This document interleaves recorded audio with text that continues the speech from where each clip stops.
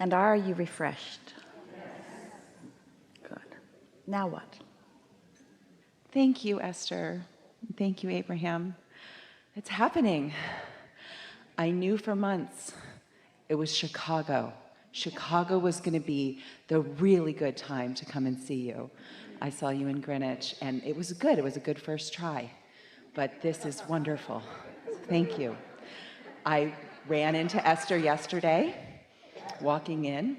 I saw her. It was wonderful. She said, hello. And I said, I'm so excited for tomorrow. And she said, we're going to have a wonderful time. And we are having wonderful times. Thank you. And then she called you a stalker.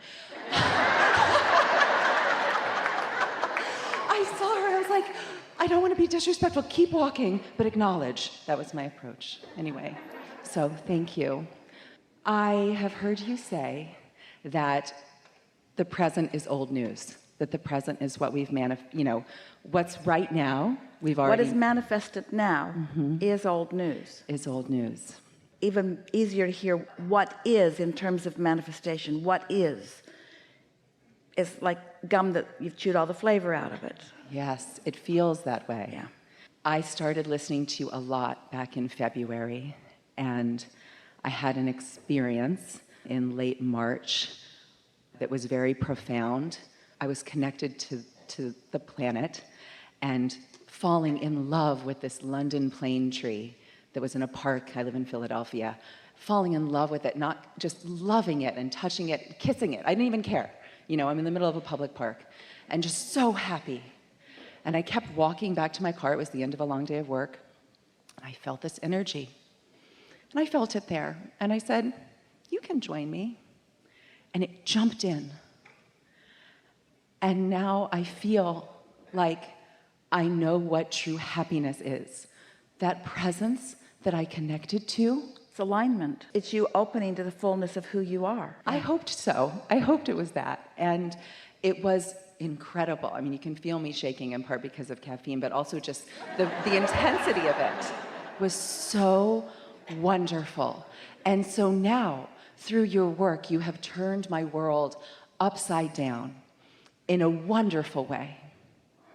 And so my present life is a life, and thank you to everyone who came before who talked about this. It's a life of 10 years of striving. Oh, I'm very good at working hard. I have a master's degree, I have a law degree. I have exactly the job to do exactly the type of litigation and exactly the type of industry that I... So satisfying? No. No. And so that's what I wanted to talk about is I've heard you say, anything that you manifest through striving, you're not going to enjoy it when you get it, right? Because it was like, oh, that was so hard. Does it mean that you need to move to another career? In other words, could you stay right where you are and find satisfaction?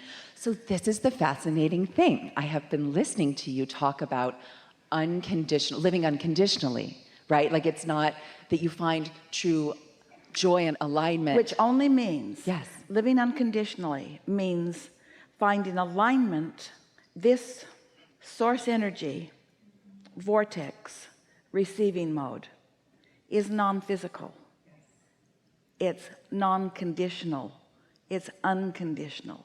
Nothing's manifested, so it's not conditional. The now reality that you were talking about, us talking about, is old news. The way most people are looking at it, it's a whole lot of conditions that exist. In other words, there's the condition of working, and there's the condition of earning, and there's the condition of all the people that I'm interacting with. By virtue of its manifested quality, it has conditions. The non-physical vortex, by virtue of its not yet manifested qualities, it is unconditional. Are you following us a little bit? So when we say be unconditional, we mean get into alignment first and then turn your attention toward whatever you want to.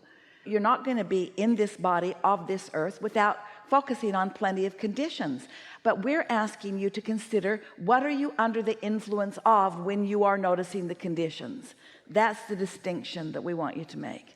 It's not about condition or not condition. You can't be in this body and be completely unconditional, but you can be so focused upon the unconditional aspects of who you really are, and you can have practiced that right into personal mastery, so that you're tuned in, tapped in, turned on, and going and flowing and blowing with the source energy. And then when you give your attention to conditions or circumstances or events, you'll still stay in your joy.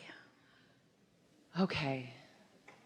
Because what you're leading up to and what you're trying to get us to say to you is that you need to let go of all conditions, and that's not what we're teaching you at all. If that had been your intention, you would have stayed in the non-physical where your inner being is. Okay, good. So then